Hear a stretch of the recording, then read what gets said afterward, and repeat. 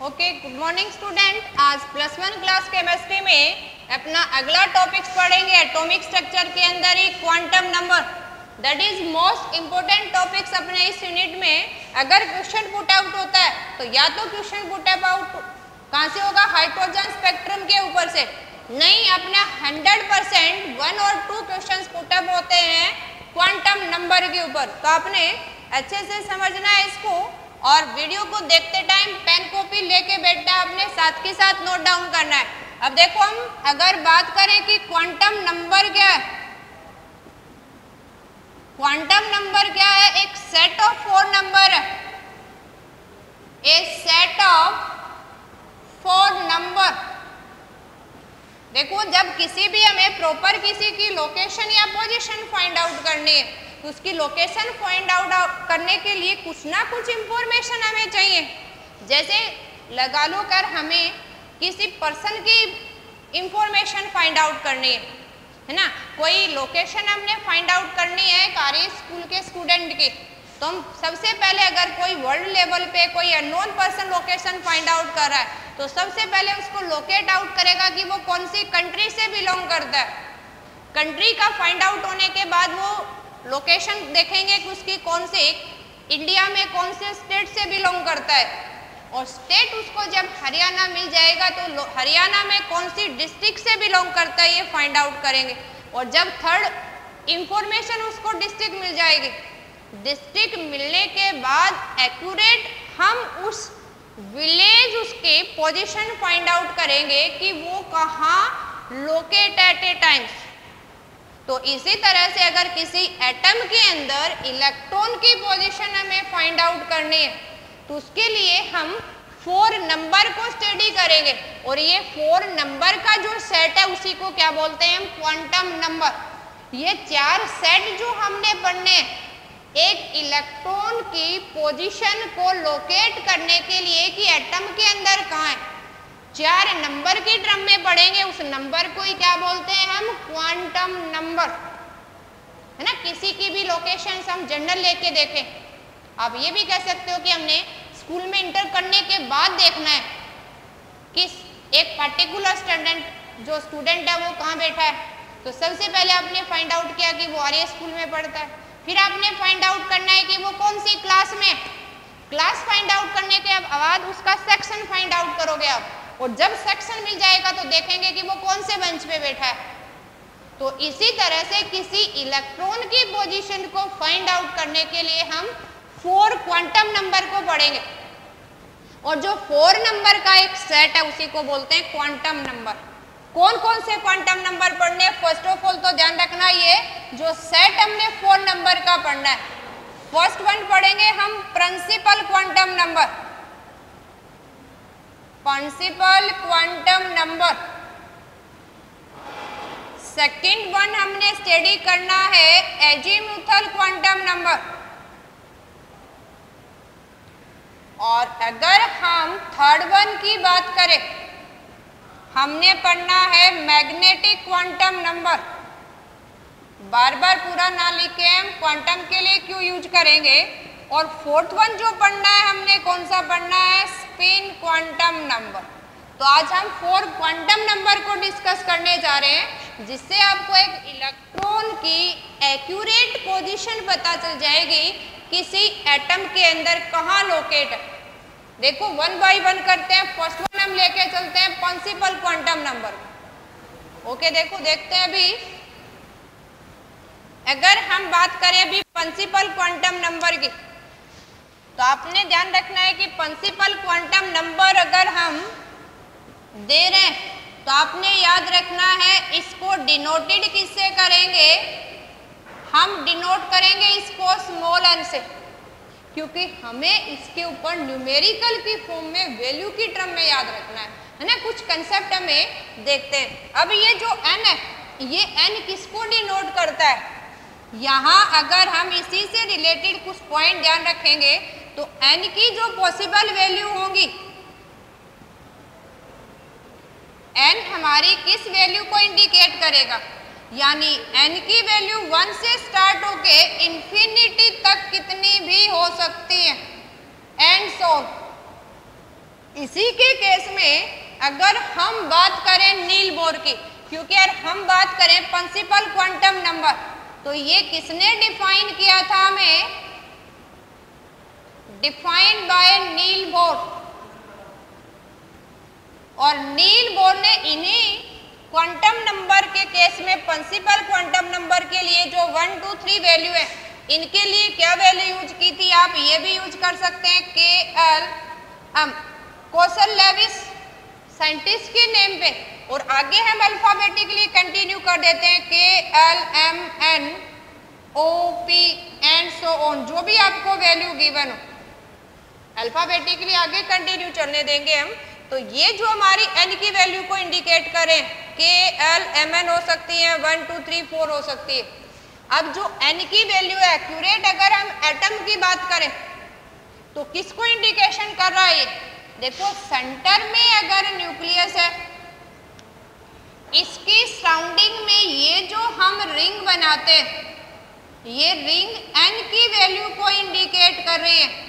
अगर यही वैल्यू आपकी k है, L है, M, फर्स्ट वाली को KLM या 1, 2, 3 ये भी बोल सकते हैं, और इंफिनिटी तक कितने भी नंबर आपके हो सकते हैं। इसी केस में ये हमारी क्या हो जाएंगी? n की वैल्यू। n किसको इंडिकेट कर रहा है? Principal quantum number. अब जो हमने ये जो रिंग बनाई, रिंग को क्या नाम दिया नील बोर ने? ऑर्बिट। तो हम ये भी राइट कर सकते हैं, n किसको इंडिकेट कर रहा है? ऑर्बिट को। और ऑर्बिट के लिए ही क्या वर्ड यूज करते हैं हम? सेल। अगर सेल और ऑर्बिट को डिफाइन नील बोर ने किया, तो इसी से रिलेटेड हमने क्या पॉइंट ऑब्टेन कर लिए? देखो यहाँ, जो हमारी अगर सेल की वैल्यू हमें फाइंड आउट होगी कि किसी इलेक्ट्रॉन कौन सी सेल से बिलोंग करता है, तो हमें प्रिंसिपल क्वांटम नंबर ही क्या डिफाइन करता है? It explain size, energy, size and energy of shell, कि कौन सी सेल के अंदर बिलोंग कर रहा है, उस सेल की ये क्या एक्सप्लेनेशन देता है हमें कि उसकी साइज और एनर्जी कितनी है। साइज को हमने किसकी टर्म में एक्सप्लेन किया था? इसी की रेडियस की फॉर्म में। देखो, अगर फर्स्ट में है तो इसकी रेडियस r हम यहाँ तक मानेंगे, इसी फॉर्म में इसने हमें रेडियस की वैल्यू दी। देखो, यानी अगर साइज की बात करेंगे हम, तो साइज हमें किसकी टर्म में एक्सप्लेन करेंगे? रेडियस, जिसको स्मॉल r से डिनोट किया हमने। और रेडियस हमने कैसे फाइंड आउट की थी? किसी भी n सेल के लिए फाइंड आउट करें हम कि किसी भी सेल में, तो ये शॉर्टेस्ट के लिए हाइड्रोजन के लिए 5 to 9 एंगस्ट्रॉम और इंटू n²/z। इससे हम किसी भी सेल की रेडियस फाइंड आउट करके हम साइज फाइंड आउट कर सकते हैं। यहां हमें पता है कि n तो आपको किसको इंडिकेट कर रहा है कि कौन सी सेल है, और z किसको इंडिकेट कर रहा है? Atomic number of n atom, कि ये इलेक्ट्रॉन कौन से एटम से बिलोंग करता है। और n आपकी क्या इंडिकेट कर रही है? कौन सी नंबर ऑफ सेल है, फर्स्ट, सेकंड, थर्ड। तो इसी से हम क्या निकाल सकते हैं? साइज फाइंड आउट कर सकते हैं। अगर हमें किसी की साइज, रेडियस ये सब पता है, तो हम क्या फाइंड आउट कर सकते हैं? उसकी एनर्जी भी फाइंड आउट कर सकते हैं। एनर्जी कैसे फाइंड आउट करेंगे? अगर किसी भी n सेल की एनर्जी निकालनी है, हमने क्या निकालनी है? n सेल के लिए एनर्जी निकालनी है। तो देखो, जैसे जैसे हम न्यूक्लियस से आउटवर्ड जाते जाएंगे, एनर्जी इंक्रीज होती जाएगी। तो हमारे पास वैल्यू क्या हो जाएगी? ये 2.18 इंटू 10⁻⁻18 जूल पर एटम थी आपकी। ये हाइड्रोजन के लिए थी। अगर n सेल के लिए निकाल रहे हैं किसी भी एटम के लिए, तो अपने पास क्या हो जाएगा? Z²/n²। तो ये हम किसी भी एटम के लिए, किसी भी सेल के लिए उस इलेक्ट्रॉन की एनर्जी फाइंड आउट कर सकते हैं। इसी एनर्जी को हमने सेकंड टर्म में भी पढ़ा था।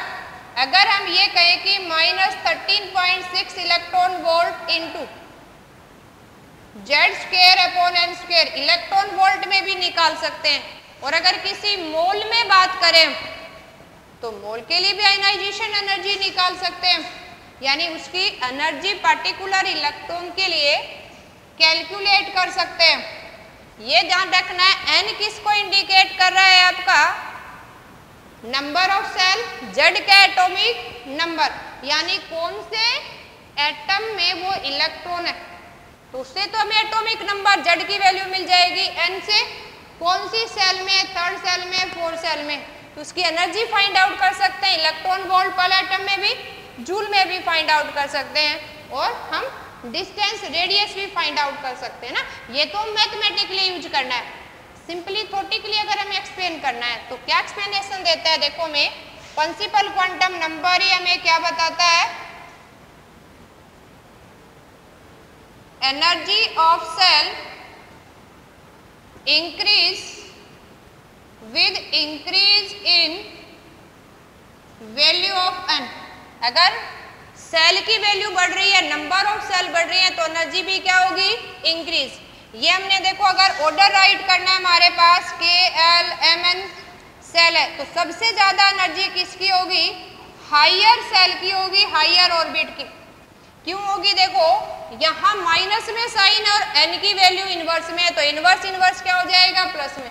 जितनी बड़ी वैल्यू एन की होगी नंबर ऑफ सेल की, उतनी ज्यादा उसकी क्या होगी, एनर्जी होगी। तो इस तरह से हम सेल का ऑर्डर के बीच में भी निकाल सकते हैं। इसी फॉर्म में देखो हम आयनाइजेशन एनर्जी भी कैलकुलेट कर सकते हैं, किससे, प्रिंसिपल क्वांटम नंबर से। कैसे कैलकुलेट करेंगे हम, अगर हमें प्रिंसिपल क्वांटम नंबर से ही निकालना है एनर्जी ऑफ ट्रांजिशन, देखो हम ये मान के चले कि सेंटर में न्यूक्लियस था अपना, और ये हमने 2 सेल कंसीडर कर लिए, ये लेट आपके फर्स्ट और सेकंड है, यहाँ से इलेक्ट्रॉन को ट्रांजिशन हमने यहाँ करना है।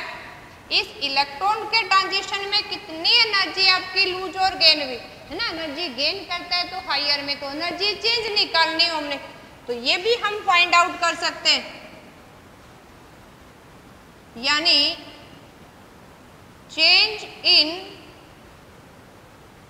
एनर्जी, या हम ये कहें एनर्जी डिफरेंसेस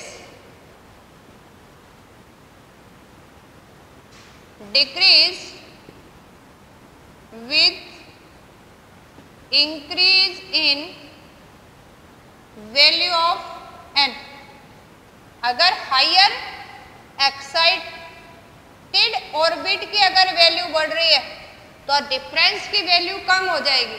जैसे हम ये कहें कि हमने सेकंड सेल और फर्स्ट सेल का डिफरेंस कैलकुलेट करना है, ये कहें कि हमने थर्ड और सेकंड का डिफरेंस कैलकुलेट करना है, हम ये कहें कि थर्ड और फोर्थ का डिफरेंस हमने कैलकुलेट करना है, या हम कहें कि 5 और 4 की एनर्जी में कितना डिफरेंस है, इनके डिफरेंस को अगर हम कंसिडर करके देखें तो जैसे जैसे हम हायर सेल की वैल्यू कैलकुलेट करेंगे उनका डिफरेंस क्या होता जाएगा, कम आता जाएगा। जो फर्स्ट और सेकंड में डिफरेंस है वो सबसे ज्यादा होगा।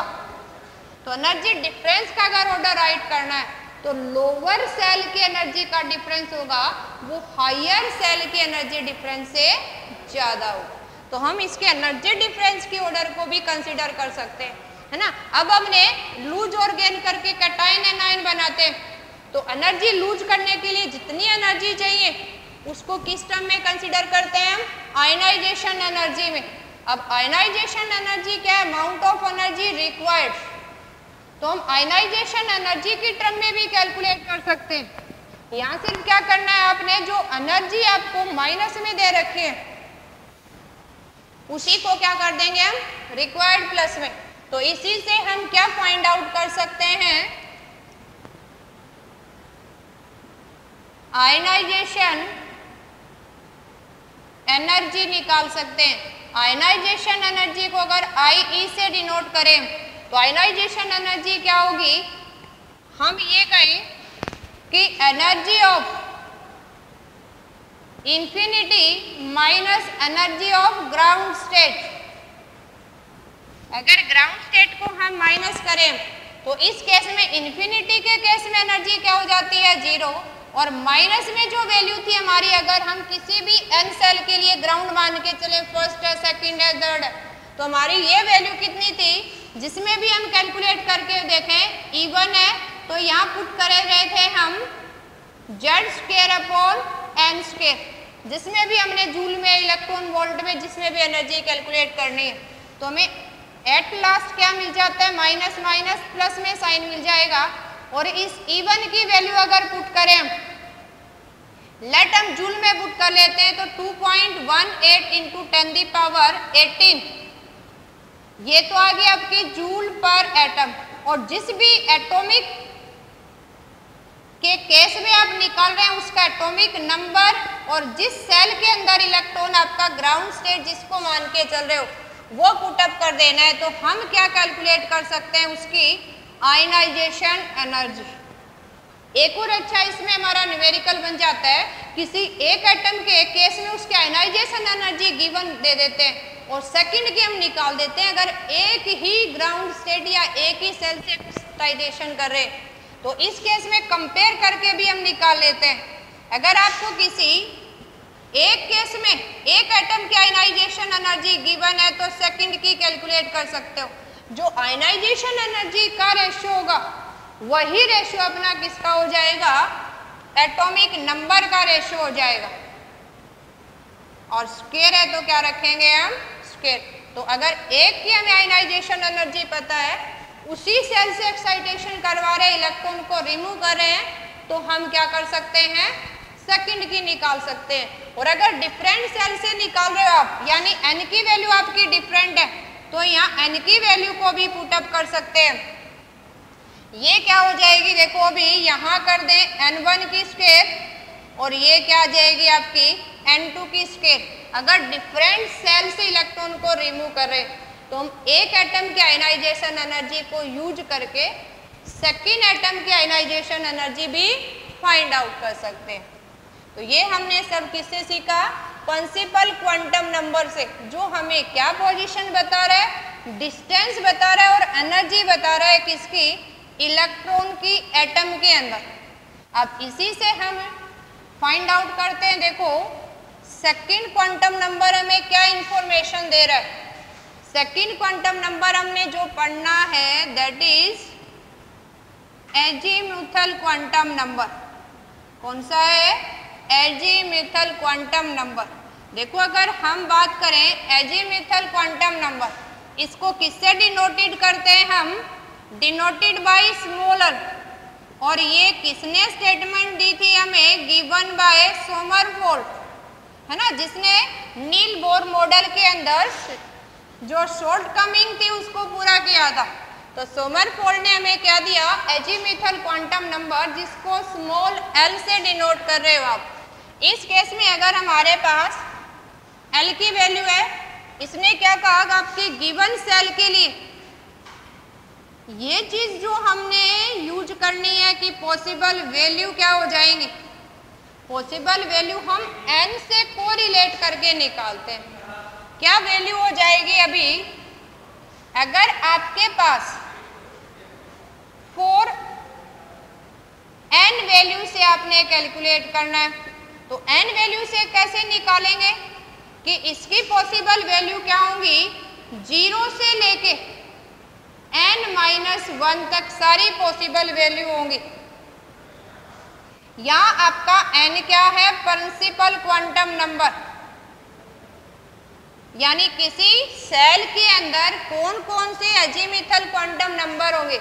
यानी जो अपना l की वैल्यू है ये किसको इंडिकेट कर रहा है, l सब सेल को इंडिकेट कर रहा है। यानी किसी सेल के अंदर कितनी सब सेल होंगी ये हम कैसे फाइंड आउट करेंगे, 0 से n-1 तक वैल्यू होंगी। यानी यहाँ अगर हमने l की वैल्यू राइट करनी है तो क्या राइट करेंगे, 0, 1, 2, 3, 4 एंड सो ऑन। कहाँ तक पॉसिबल होंगी, n-1 तक। यानी प्रिंसिपल क्वांटम नंबर से एक वैल्यू अपनी कम रहेगी। तो हम किसकी वैल्यू निकाल सकते हैं, एल की वैल्यू निकाल सकते हैं। अब एल यानी एजीमिथल क्वांटम नंबर, जो समरफोल्ड ने डिफाइंड किया था। समरफील्ड ने हमें क्या कहा था कि एक सेल के अंदर कुछ सब सेल भी होती है, जैसे कहा ना एक सर्कुलर ऑर्बिटर। समरफोल्ड ने इसके ड्रॉबैक को सॉर्ट आउट करते हुए नील बोर ने हमें दिया कि सेंटर में न्यूक्लियस है और इस न्यूक्लियस के चारों तरफ एक सर्कुलर पाथ के ऊपर इलेक्ट्रॉन रिवॉल्व कर रहा है। ये सर्कुलर पाथ है, लेकिन हमें समरफोल्ड ने क्या कह दिया कि सर्कुलर पाथ के अलावा यहाँ कुछ ऐसे इलिप्टिकल पाथ भी पॉसिबल है। और ये एक के लिए, जैसे हम यहाँ कहें कि n की वैल्यू आपकी 3 है, n की वैल्यू 3 है, दैट मीन्स एक यहाँ पे अगर सर्कुलर ऑर्बिट पॉसिबल है तो दो आपके क्या होंगे, इलिप्टिकल्स। तो ये हमने किसने डिफाइन किया था, समरफोल्ड ने, है ना। नील बोर ने तो कह दिया कि सर्कुलर पाथ होगा, उसका उसी पे रोटेट कर रहा है। इसने कह दिया कि एक सेल के अंदर सब सेल भी पॉसिबल है।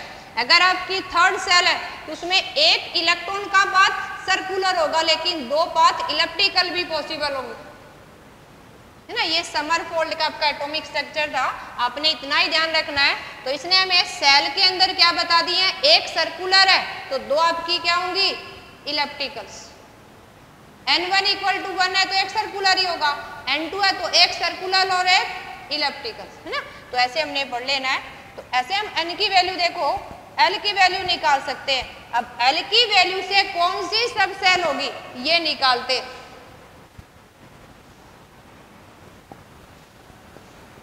अगर आपको n की वैल्यू से l की वैल्यू मिल गई है तो आपको कौन सी सब सेल मिल गई है ये भी राइट अप करते हैं। देखो अगर हम यहाँ राइट करें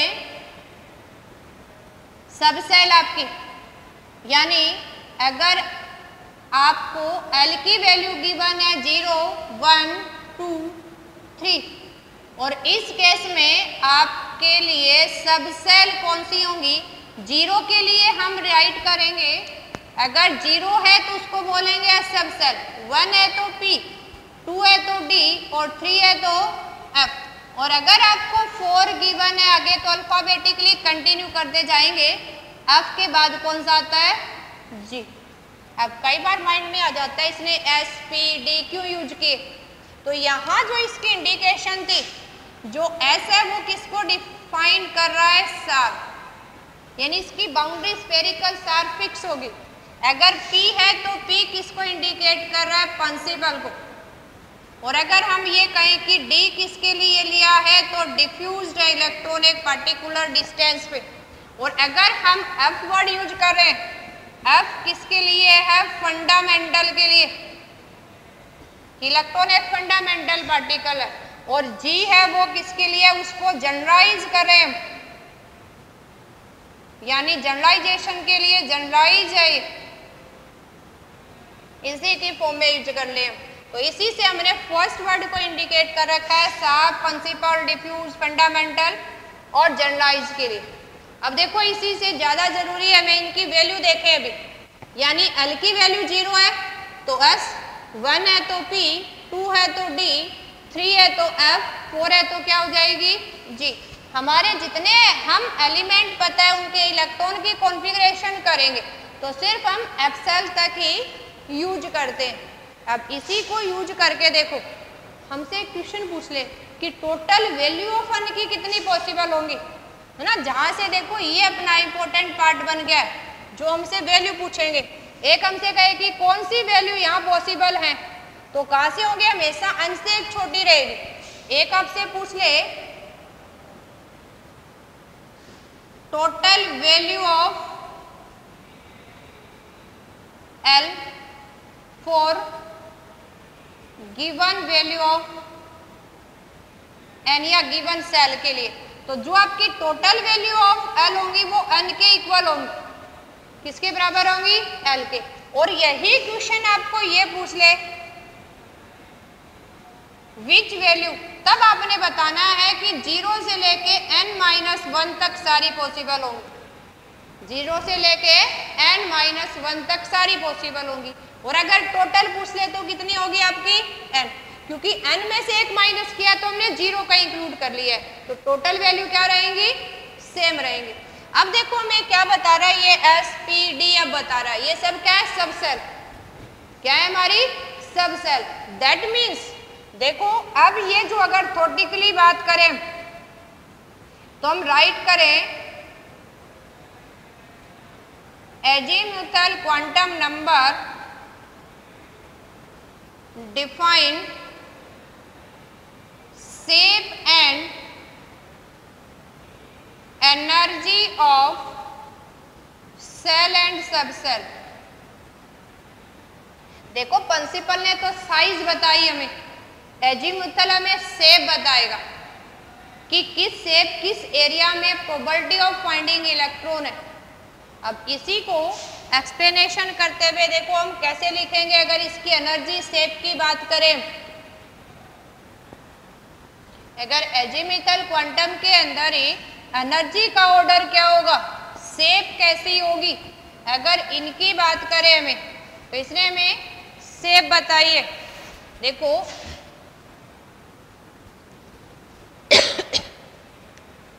अगर हम राइट करें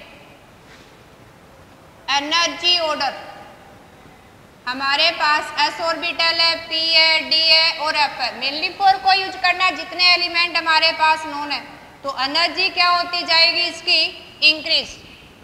और यही सब सेल एक गिवन प्रिंसिपल सेल के लिए,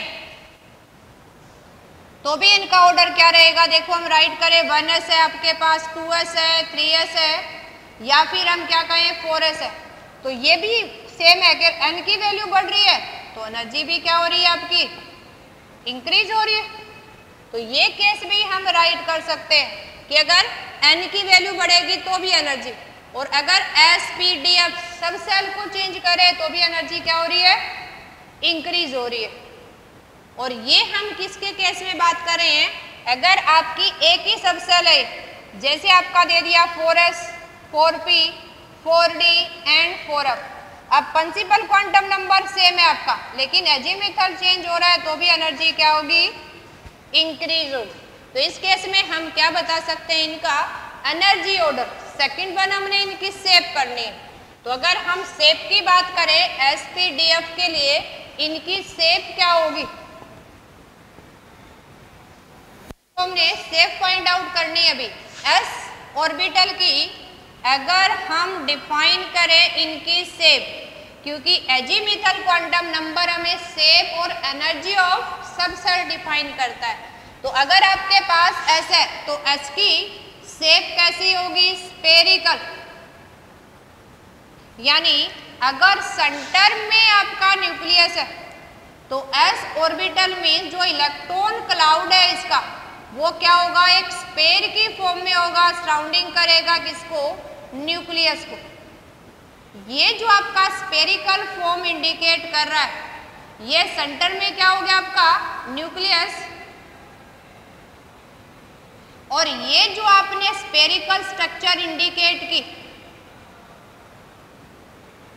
ये किसको इंडिकेट कर रहा है, एस सब सेल को। किसको इंडिकेट कर रहा है, ये एस सब सेल को। इसी केस में अगर हम बात करें सेकंड वन पी सब सेल के लिए, पी सब सेल कैसा होगा आपका, डंबल शेप होगा। देखो ऐसे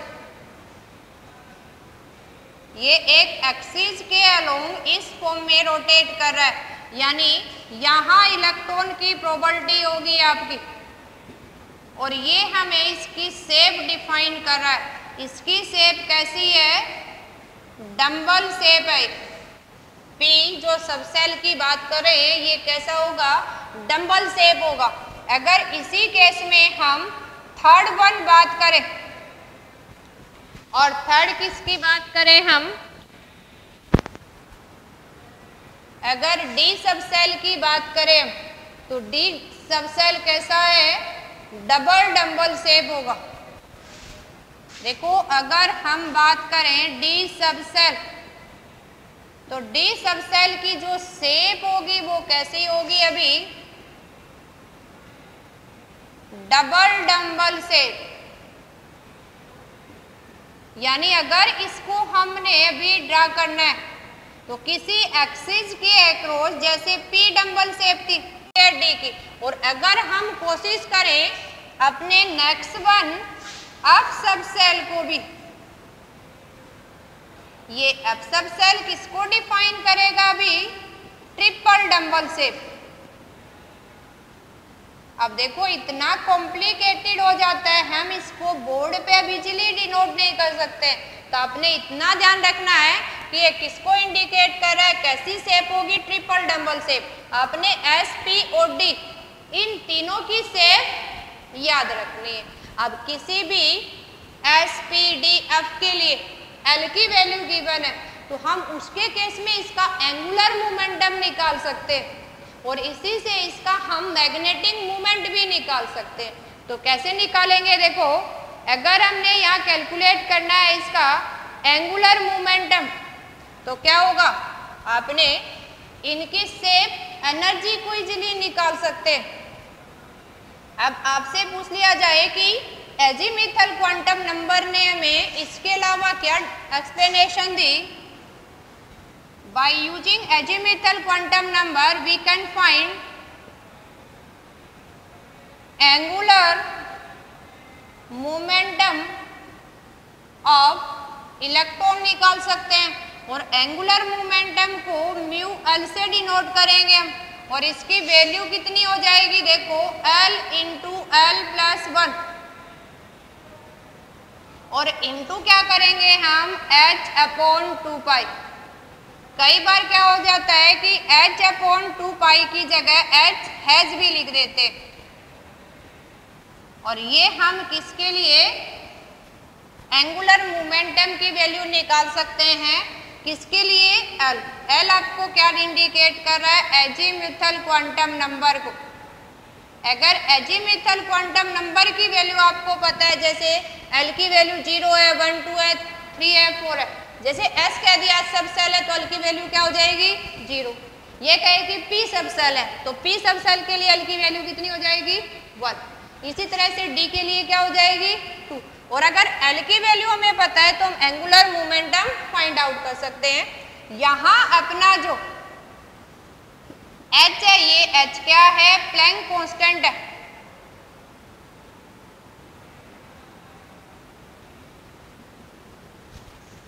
तो अगर ये कांस्टेंट टर्म L की वैल्यू से हम क्या निकाल सकते हैं, एंगुलर मोमेंटम फाइंड आउट कर सकते हैं। इसी को यूज करके किसी इलेक्ट्रॉन के लिए मैग्नेटिक मोमेंट भी निकाल सकते हैं।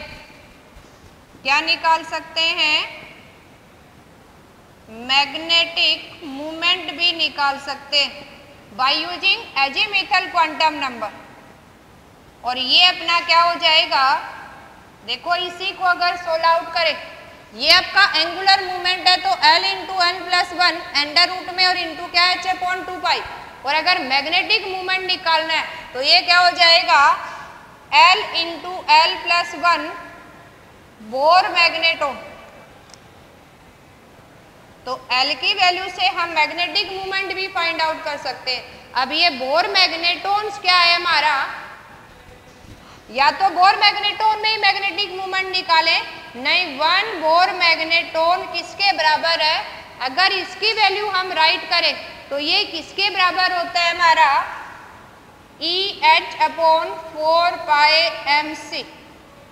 और इसी को अगर हम सोल्व आउट करें, चार्ज ऑफ इलेक्ट्रॉन पुट कर दें, प्लैंक कांस्टेंट की वैल्यू पुट कर दें, पाई की वैल्यू पुट कर दें, मास ऑफ इलेक्ट्रॉन पुट कर दें और C मीन्स वेलोसिटी ऑफ अगर इलेक्ट्रॉन हम पुट कर दें तो हमारे पास यहाँ वैल्यू कितनी मिल जाएगी हमें 9.3 इंटू 10⁻⁻14 जूल।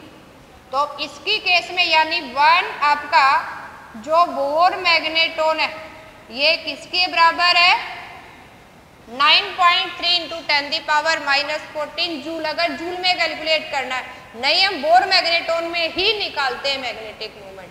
तो आपने ये फॉर्मूले भी याद रखने हैं। नेक्स्ट वन हम थर्ड क्वांटम नंबर की बात करते हैं। Third means magnetic quantum number. Third one कौन सा है अपना मैग्नेटिक। देखो जोड़ के रखना है, प्रिंसिपल ने हमें साइज और एनर्जी बताई, किसकी बताई हमें सेल की बताई। ओके स्टूडेंट, देखो अभी हम क्या कर रहे थे,